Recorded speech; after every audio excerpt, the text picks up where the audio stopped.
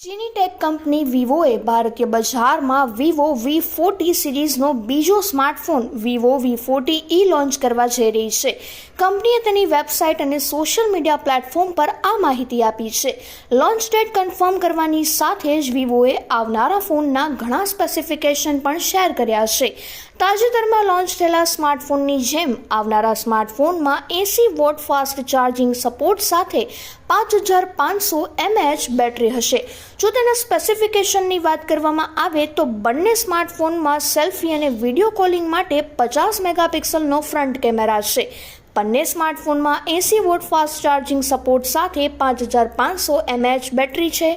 આ સાથે જ અન્ય સુવિધાઓની જો વાત કરવામાં આવે તો ફોનમાં smart colour temperature adjustment, distance sensitive lighting, studio quality aura light અને JEISS પ્રોફેશનલ પોર્ટ્રેટ કેમેરા છે. સ્માર્ટફોનમાં ઇન ડિસ્પ્લે ફિંગરપ્રિન્ટ સેન્સર અને Type-C ચાર્જિંગ પોઈન્ટ છે.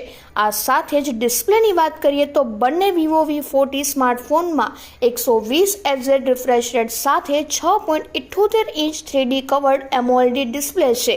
તેની પીક બ્રાઇટનેસ 2800 નિટ્સ છે અને રિઝોલ્યુશન 1260 બાય 2800 પિક્સલ્સ છે.